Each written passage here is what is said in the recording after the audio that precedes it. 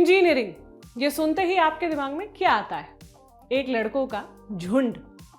अब सोचिए engineering college के लड़के, ये सुनते ही आपके दिमाग में क्या आता है? बेतरतीब से लंबे बालों वाले लड़के जो नहाते नहीं हैं, डेस्परेट होते हैं और थोड़े से सोशली ऑकवर्ड होते हैं, है ना? ये मैं नहीं कह रही हूं, ये कुछ स्टीरियोटाइप्स हैं जो पॉपुलर कल्चर में फेमस हैं, क्योंकि फिल्मों में और नॉवेल्स में इन्हें इसी तरह से पोर्ट्रे किया आता जा रहा है। लेकिन इंजीनियरिंग कॉलेज के लड़के, उनके दुख और वो लाइफ इससे कहीं ज्यादा है।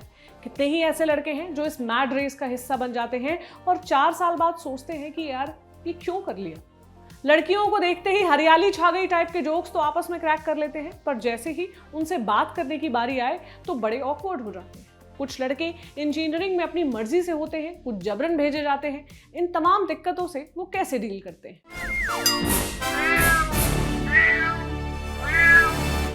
हाय, मेरा नाम प्रतीक्षा है और आप देख रहे हैं ऑर्डिनरी की स्पेशल सीरीज म्याऊं।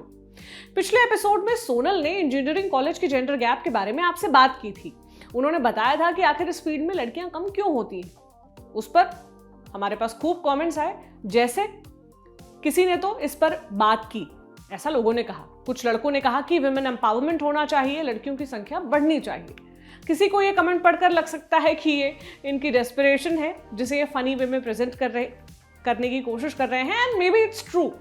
और एक जनरल पर्सपेक्टिव भी है कि इंजीनियरिंग के लड़के डेस्परेट होते हैं। तो इस तरह के स्टीरियोटाइप्स क्यों हैं, ये सब समझने के लिए मैंने अनिमेश से बात की, जिन्होंने आईआईटी वाराणसी से पढ़ाई की है और फिलहाल सीमेंस कंपनी में इंजीनियर हैं। सबसे पहले मैंने अनिमेश से यही पूछा कि लड़कियों के साथ पढ़ने या इंटरैक्ट करने का लड़कों पर क्या साइकोलॉजिकल इम्पैक्ट होता है। सबसे पहले मैं ये बात शुरू करना चाहूंगा कि जब हम कॉलेज में जाते हैं तो एक जो समाज में हमारी आइडेंटिटी वो पहली बार आती है निकल, क्योंकि जब तक हम लोग स्कूल में रहते हैं माँ बाप के गार्जियंस के साथ रहते हैं, हमेशा उन्हीं से पहचान जुड़ती है।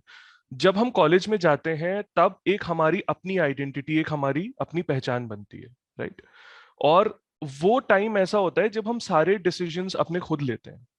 तो वो टाइम बहुत इंपॉर्टेंट होता है कि हमें सोसाइटी के हर एस्पेक्ट से एक्सपोजर हो, और स्पेशली जो 50% जेंडर है जिससे हम एक्सपोज नहीं हो पा रहे हैं, राइट। और उसमें जो सबसे बड़ी प्रॉब्लम होती है, आपने बिल्कुल ठीक बात बोली। मेरे अपने बहुत सारे ऐसे या कुछ ऐसे दोस्त हैं जिनकी पर्सनालिटी में वो नहीं आ पाया है कि आप एक लड़की को लड़की नहीं मान के as a colleague, as a friend, you know as a normal human being आप उनको ट्रीट करें जैसे आप सबसे बात करते हैं, क्योंकि उनको आता ही नहीं है, उनके साथ वो कभी एक्सपोजर नहीं रहा बचपन से। तो इसमें जो सबसे बड़ी प्रॉब्लम जो कॉलेजेस में मुझे दिखती है वो ये दिखती है कि उनमें विमेन पर्सपेक्टिव बहुत लैकिंग होता है, राइट। जैसे कि मैं बोलूं कि वो इंक्लूसिवली नहीं सोच पाते विमेन के साथ, राइट। और उसका सबसे बड़ा रीजन ये होता है कि लड़कियां बहुत कम होती हैं, उन पे बहुत रेस्ट्रिक्शंस होते हैं। उन रेस्ट्रिक्शंस की वजह भी एक बहुत बड़ा रीजन है कि जो बॉयज और गर्ल्स हैं वो आपस में मिंगल नहीं हो पाते। फॉर एग्जाम्पल, हमारे यहाँ टेक्निकल फेस्ट्स होते हैं, कल्चरल फेस्ट्स होते हैं कॉलेजेस में काफी बड़े लेवल पे, राइट। और उसमें ये होता है कि आप सुबह से शाम तक तो क्लास करते हैं, शाम के 5 या 6 बजे तक। उसके बाद आप थोड़ा सा फ्रेश होते हैं, आप अगर कुछ स्पोर्ट्स करते हैं तो वो खेलने जाते हैं, होते होते 7 बज जाता है, राइट। 7 बजे कॉलेज के बाहर लड़कियां, मतलब हॉस्टल के बाहर लड़कियां अलाउड नहीं है। तो अब उसके बाद अगर आपको साथ में मिलके कोई प्रोजेक्ट करना है या आपको किसी कल्चरल फेस्ट की तैयारी करनी है जिसमें आप चाहते हैं कि लड़कियों का पार्टिसिपेशन हो, वो होना बहुत ही इम्पॉसिबल टाइप का हो जाता है, राइट। तो at a point of time जो लड़के लड़कियों से थोड़े खुले हुए भी होते हैं क्योंकि वो कोएड से पढ़े हैं या उनकी बहनें रही हैं, उनको मालूम है, वो लोग भी थोड़ा अवॉइड करने लग जाते हैं कि अब हम कैसे उनके साथ, क्योंकि एक टीम मेंबर नहीं रहेगा तो हम कैसे उनके साथ कोऑर्डिनेट कर पाएंगे। हमने अक्सर सीरीज में, नॉवेल्स में देखा है कि इंजीनियरिंग कॉलेज के लड़के डेस्परेट होते हैं। इस पर क्या कहेंगे? ये तो नहीं मानता कि जो एक कॉमन नोशन है एक लड़कों के बारे में कि उनको गर्लफ्रेंड बनानी ही बनानी है, या उनको as such they need some female companionship during their 4 years। हाँ, लड़के ये एक्सप्रेस करते हैं बेसिकली, और मुझे लगता है दोनों ही जेंडर्स को उस समय हम ऐसी सिचुएशन में होते हैं कि हमें एक ऑपोजिट सेक्स की तरफ एक अट्रैक्शन होता है। लेकिन मैं इसको ये नहीं मानूंगा डेस्परेशन, क्योंकि उस पे जोक्स बनाना, उस पे आपस में अंदर कमेंट करना, ये नहीं है कि वो डेस्परेट है। क्योंकि आप अगर देखो, वो अपने करियर के लिए उतना ही फोकस्ड वे में काम करते हैं, उतनी ही पढ़ाई करते हैं। जिसको नहीं पढ़ना है वो नहीं पढ़ता है, जिसको कोई और बुरी आदत लग गई वो और दूसरी तरफ चला जाता है। मुझे ऐसा नहीं लगता है कि उनका करियर को लेके इस तरीके से इफेक्ट होता है। लेकिन हाँ, मैं ये बात जरूर बोलना चाहूंगा कि कुछ लड़के जिनको बहुत ज्यादा लड़कियों से इंटरेक्ट करने का मन करता है, उनकी साइकोलॉजी पे इफेक्ट पड़ता है। क्योंकि कुछ लड़के जो ये नहीं समझते कि एक लड़के लड़के दोस्त भी हो सकते हैं, आपस में बात कर सकते हैं, वो भी उसको उस तरीके से मजाक के सेंस में लेंगे, और उसको उस तरीके से लेंगे कि ये शायद गर्लफ्रेंड बना रहा है, या इसका कुछ कुछ और मोटिव है। और ये चीज लड़कियों में भी ये देखी जाती है कि अगर उन्हें कोई लड़का अप्रोच करता है बात करने के लिए, तो उनको भी शायद कुछ टाइम पे ये लगता है कि शायद he is meaning something more. मैंने ये भी समझने की कोशिश की कि आखिर इंजीनियरिंग के लड़के कम एक्सप्रेसिव या सोशली ऑकवर्ड क्यों होते हैं। ऐसा देखा गया है कि लड़कों में अगर आप कुछ इमोशनल अपना शेयर करना चाहते हो, लड़के अवॉइड करते हैं कि मेरा मजाक उड़ाया जाएगा, या उसको उस तरीके से नहीं लिया जाएगा। लड़कियों से लड़के ज्यादा कंफर्टेबल होते हैं, क्योंकि उन्हें पता है कि वहां पर उनको कुछ ऐसा एक इमोशनल सपोर्ट मिलेगा, एक अलग थिंकिंग मिलेगी, जो कि जहां पर उनको जज करने की बजाय उनकी बात को और समझा जाएगा। तो वो जो एक पहला साल जो होता है जिसमें एक लड़का आकर एडजस्ट होता है, और सब अलग अलग बैकग्राउंड से आते हैं, तो वो जो एक स्ट्रगल होती है कि आप घर के बाहर हो, आपका इमोशनल सपोर्ट बिल्कुल खत्म हो चुका है, आप एक ऐसी जगह हो जहां पर सभी एट पार हैं, कोई ऐसा नहीं है कि आपसे कुछ कोई कोई नीचे हो या खराब हो। और ऊपर से आप जब अपने सीनियर्स को देखते हो, आप देखते हो ये तो सुपर टैलेंटेड है, कोई गिटार बजा रहा है ना, कोई फाइनेंस या कोई टेक उस मैनेजमेंट में अच्छा है, कोई कुछ कर रहा है, कोई कुछ कर रहा है। आप सोचते हो कि ये मेरे से 1 ही 2 साल तो सीनियर है ना, कोई थिएटर कर रहा है, कोई किताबें लिख रहा है, कोई कविताएं लिख रहा है, तो मैं कैसे यहाँ पर अपने आप को कोप अप कर पाऊंगा, या मैं कैसे अपनी आइडेंटिटी बना पाऊंगा। तो वो एक ये 4 साल बहुत बड़ा प्रेशर रहता है। और अगर आप एकेडमिक्स को नहीं उतना ले पाए जितना बाकी लोग ले पा रहे हैं, ड्यू टू मेनी रीजंस, आपको नहीं समझ में आ रहा कोई पर्टिकुलर सब्जेक्ट, तो फिर वो आगे जाकर एक ऐसे एटीट्यूड में बदल जाता है कि या तो आप ऐसे हो जाओगे कि ठीक है, मेरे बस की बात है नहीं, मैं सब छोड़ रहा हूँ। आपने देखा ही होगा आईआईटीज के कितने लड़के सुसाइड और ये सारी चीजें आपने सुनी होंगी। या दूसरा ये हो जाता है कि वो अपने आप को पूरी तरीके से आइसोलेट करके किसी और ही डायरेक्शन में चले आते हैं, कि वो ड्रॉप कर लेंगे कॉलेज, या फिर वो कुछ नशे में बहुत ज्यादा इन्वॉल्व हो जाएंगे। तो ये बहुत, और वहां पर कोई ऐसी काउंसलिंग नहीं होती कॉलेजेस में, to be very frank, specially government colleges में। ज्यादातर, मुझे अभी का नहीं पता, मैं आपको शायद 11-12 साल पहले की या 15 साल पहले की बात बता रहा हूँ, लेकिन अभी भी इस काउंसलिंग की बहुत ज्यादा जरूरत है कि इमोशनली जो नए बच्चे आ रहे हैं उनको कैसे काउंसिल किया जाए, कैसे लड़के और लड़कियों में इंटरेक्शन बनाया जाए, कैसे हर कोई इंक्लूसिव फील कराया जाए, भले ही वो different background, different caste, different religion, different ethnicity से आ रहा हो, डिफरेंट रीजन से आ रहा हो। आप देखोगे कि साउथ इंडियंस का अपना एक अलग ही ग्रुप बन जाता है जब वो जाते हैं नॉर्थ इंडियन कॉलेजेस में, नॉर्थ इंडियंस का एक अलग ही ग्रुप बन जाता है जब वो किसी साउथ इंडियन कॉलेजेस में आते हैं। मैं ऐसे भी कॉलेजेस जानता हूं, मैं नाम नहीं लूंगा, जहां पर स्टेट वाइज ग्रुप बने हुए हैं।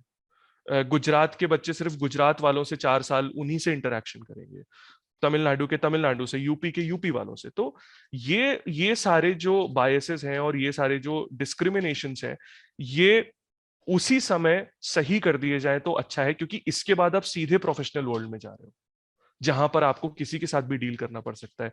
तो वो ट्रेनिंग अगर आपकी नहीं है, तो या तो आप you will learn it the hard way, और you will never learn it. जब हम फिल्मों में यही सारे स्टीरियोटाइप्स देखते हैं तो हमें बड़े फनी लगते हैं। कोई सीरीज आ जाती है, वेब सीरीज आ जाती है, या यूट्यूब पे कोई इस तरीके का वीडियो आ जाता है जो इंजीनियर्स पे होता है, तो हम काफ़ी हंसते हैं।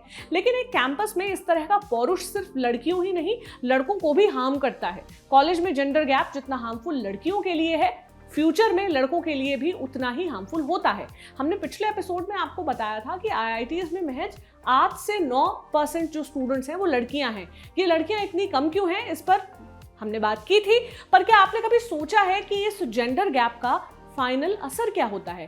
पहला, कैंपस में लड़कियों के न होने से लड़कों के बीच लड़कियों को जानने, उन्हें समझने की जो क्षमता है वो डेवलप नहीं होती।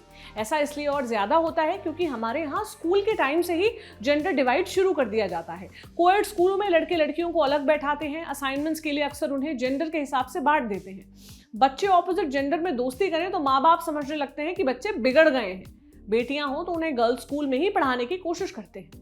फाइनली कॉलेज में जब युवाओं के पास एक दूसरे को समझने का मौका मिलता है, तब उन्हें कैंपस में भारी जेंडर इनइक्वालिटी मिलती है। इक्के दुक्के लड़कों को छोड़कर बिना फीमेल फ्रेंड्स के पूरी एजुकेशन काट लेते हैं। ऐसे में वो फिजिक्स तो खूब सीख लेते हैं, लेकिन रिश्तों की केमिस्ट्री में कच्चे रह जाते हैं। दूसरा, जब एक माहौल में सिर्फ लड़के होते हैं तो अक्सर वहां पर अब्यूजिव भाषा आम बोलचाल की भाषा का स्थान ले लेती है। गाली गलौज, प्रैक्टिकल जोक्स, प्रैंक्स, अश्लीलता, ये कुछ ऐसी चीजें हैं जिन्हें आप उन्हीं के साथ कर सकते हैं जिनके साथ आप सहज हो।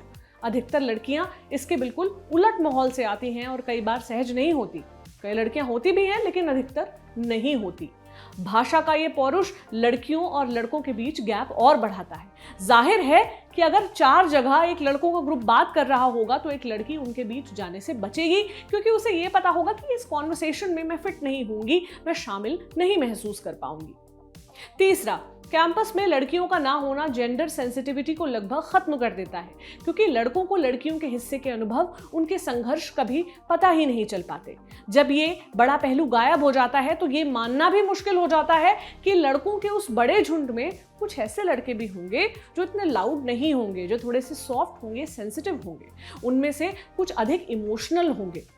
हमने देखा है कि जब ऐसे लड़के हमें कुछ वेब सीरीज या फिल्मों में दिखते हैं तो अक्सर उनका जो बाकी सारे लड़के हैं वो मजाक उड़ा रहे होते हैं। कुछ लड़के इस ग्रुप में समलैंगिक होंगे।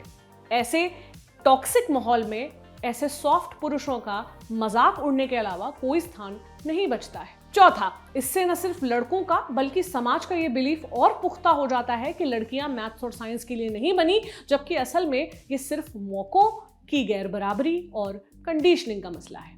पांचवा, कैंपस में कम लड़कियां मतलब उस फील्ड की नौकरियों में कम लड़कियां और उसी टॉक्सिक मैस्कुलिनिटी का अलग अलग स्तर पर दोहराव होता रहता है। खैर, हम लौटते हैं इंजीनियरिंग के लड़कों पर। इंजीनियरिंग कॉलेज के लड़के सिर्फ वो नहीं होते जो आपको टीवी और नॉवेल्स में दिखते हैं। उनके स्ट्रगल भी केवल नौकरी और लड़की नहीं होते। ये बात समझी हमने अपने साथी आयुष से। बहुत ज़्यादा आज़ादी मिल जाती है ना, तो नई नई चीज़ें सब कुछ ट्राई कर रहे हैं। अब जिसको बहुत ज़्यादा फिल्में देखने से या टीवी देखने से रोका गया है अपने घर में, तो वो पूरा आके एकदम एक्सप्लोड हो जाता है अपने लैपटॉप के सामने, और अनलिमिटेड इंटरनेट और सब कुछ रहता है वहाँ पे। तो अनकंट्रोल्ड तरीके से एकदम देख रहे हैं, कोई शेड्यूल नहीं, कोई वो नहीं, उसी में वही एक लाइफ बन गई। या कुछ लोग नशे में हो जाते हैं, कोई गाइडेंस टाइप का नहीं रहता ना, एकदम से आज़ादी मिल जाती है खूब सारी। तो बहुत सारे ब्रिलियंट टाइप के लड़के मैंने देखे हैं जो जिनको नशा घेर लेता है, और वो खुद भी बाद में इस चीज़ को, शुरू में तो हर कोई डिनाइल में रहता है कि नहीं ठीक है, मज़े कर रहे हैं या लाइट है, हर कुछ सब कुछ कंट्रोल में है। लेकिन एक पॉइंट के बाद कुछ लोगों का कंट्रोल लूज़ हो जाता है, तो उनके लिए थोड़ा सा बुरा लगता है। और वो जब खुद भी एक्सेप्ट करने लगते हैं ना कि यार हाँ, ये गड़बड़ हो गई है, वहाँ पे ध्यान देना चाहिए था। पॉपुलर कल्चर में देखते ही हैं, करियर को लेके पैशन फॉलो करना चाहते हैं। कुछ कुछ लोग हैं, एक तो ऐसा ग्रुप होता है जो जिसको इंजीनियरिंग नहीं करनी होती पर उनके पेरेंट्स को इंजीनियरिंग करवानी होती है, क्योंकि ये एजुकेशन मतलब ऐसा है ना अपने यहाँ पे कि ये स्टॉक ट्रेडिंग टाइप का है। तो जो बेस्ट परफॉर्मिंग रहेगा उस वाले में इन्वेस्ट कर दो। मतलब लड़के को क्या पसंद है क्या नहीं है वो सब देखा ही नहीं जा रहा है, रिटर्न सबसे ज़्यादा किससे मिलेगा। तो एक तो वो होते हैं जो वहाँ आ जाते हैं, लेकिन फिर भी वहाँ पे एक माहौल मिलता है। और बहुत सारे लोग ऐसे, जैसे म्यूज़िक वाले, कुछ लोग म्यूज़िक में मचा रहे हैं, कुछ लोग अलग स्पोर्ट्स में मचा रहे हैं। मचाना मतलब अच्छा परफॉर्म करना। तो वो एक ग्रुप बना लेते हैं वहाँ पे, लेकिन वो उस डिग्री को सूट नहीं करता है ना, उसके लिए वो लोग नहीं आए होते हैं। कुछ लोग होते ही ऐसे हैं कि वही इंजीनियरिंग खुद का मन बना के आते हैं। सोशल प्रेशर कह लीजिए, या मन में जो डाल दिया इंजीनियरिंग को लेकर, जो आइडियल्स टाइप के नहीं सेट हो जाते हैं कि वो भैया ऐसा कर रहे हैं, वो दीदी इतना अच्छा कर रहे हैं, जस्ट बिकॉज वो इंजीनियर थे या आईआईटी से पढ़े थे। तो वो देख के कुछ लोग आ जाते हैं, फिर वहाँ जाके उनको रियलाइज़ होता है कि यार ये तो नहीं करना था। फिर वो एक अलग स्ट्रगल होता है। अब घर की आर्थिक स्थिति एक अलग चीज़ है कि पैसे चाहिए हैं, घर पे ज़रूरत है, लोन लेके आप पढ़ाई कर रहे हैं, आपके पेरेंट्स ने लोन ले रखा है बेसिकली, घर में और जगहों पे पैसा इन्वेस्ट हो गया है, तो कर्ज़ वाला माहौल है घर पे। और अगर आप नौकरी नहीं करते हैं तो कर्ज़ा चुका नहीं पाएँगे आपके माँ-बाप। और एक तरफ आपका पैशन है, आपको पैशन फ़ॉलो करना है, आपको रियलाइज़ होता है कि यार ये करेंगे तो मज़ा आएगा। वो एक रियलिटी होती है। और एक क्राइसिस नाम की एक चीज़ होती है जो लगभग हर स्टूडेंट के जीवन में आता है। तो वो ऐसे अपनी लाइफ़ को लेके, क्योंकि पहली बार आज़ादी मिली होती है ना, अगेन ये वाले पॉइंट पे बहुत स्ट्रेस करना पड़ रहा है क्योंकि बहुत कंट्रोल्ड माहौल में रहते हैं ना घरों पे। तो अब एकदम से सोचिए कि यार क्या लाइफ़ है, क्या इसमें किया जाना चाहिए, एक लाइफ़ है, ज़िंदगी ना मिलेगी दोबारा और रियलिटी कुछ और है, करना कुछ और है। उसमें पिसते रहते हैं बहुत सारे लोग। कुछ लोग नहीं नहाते, कुछ लोग नहाते हैं, जैसे मुझे भाई रोज़ नहाना बहुत पसंद था और थोड़ा-सा टाइडी रहना, साफ-सफाई से रहना, तो हर तरह के लोग होते हैं। हम इंजीनियरिंग कॉलेज के लड़कों का कितना भी मजाक उड़ा लें, वो भी खुद पर आपस में कितने ही जोक्स क्रैक कर लें, लेकिन वहां पढ़ने वाले लोगों के स्ट्रगल इन सबसे ज्यादा है। 3 हफ्ते पहले एक डेटा आया था, पिछले 7 साल में IIT IIM के 122 बच्चों ने सुसाइड किया। ये तो सिर्फ सरकारी कॉलेज का आंकड़ा है, प्राइवेट कॉलेजेस का भी अगर हम मिला लें तो युवाओं के बीच ये संख्या और ज्यादा हो सकती है। आज भी कितने ही ऐसे लड़के हैं जो सिर्फ इसलिए इंजीनियरिंग कर रहे हैं या कर लेते हैं क्योंकि कोचिंग की फीस दी है, क्योंकि पापा रिटायर होने वाले हैं और उन्हें आगे जाकर घर की जिम्मेदारी उठानी है, क्योंकि घर पर बहन है जिसकी शादी होनी है, या फिर पीयर और फैमिली प्रेशर जिस वजह से इंजीनियरिंग कॉलेज में उन्होंने एडमिशन ले लिया। वहां जाकर भी मैस्कुलिनिटी के साइकिल में फंसकर खुद को एक्सप्रेस करना नहीं सीख पाते, और इस मैस्कुलिनिटी को लड़के बड़ा एम्ब्रेस करते हुए दिखते हैं। हमें पिछले वीडियो में कमेंट मिले कि इंजीनियरिंग कॉलेज में पढ़ने वाली लड़कियां भी लड़कों जैसी हो जाती हैं, वो मर्द बन जाती हैं, ब्रो कोड का हिस्सा बन जाती हैं। हो सकता है आप ये मजाक में कहते हो और इस बात को लेकर प्राउड फील करते हो, पर जरा ठहर कर सोचिए कि जिस तरह लड़कियां आपकी मैस्कुलिनिटी से सहज हो जाती हैं, क्या आप इसी तरह लड़कियों की फेमिनिटी से सहज हो पाएंगे? अगर कोई लड़का फेमिनिन ग्रुप का हिस्सा हो तो क्या आप उसी तरह एम्ब्रेस कर पाएंगे, फ्लॉन्ट कर पाएंगे, शो ऑफ कर पाएंगे? मुझे कमेंट बॉक्स में ज़रूर बताइएगा, अपनी राय आप ज़रूर रखिएगा। कोई टॉपिक अगर आप चाहते हैं हम उठाएं तो वो भी कमेंट बॉक्स में मेंशन करिएगा। देखते रहें ऑर्डिनरी पर म्याऊ। शुक्रिया।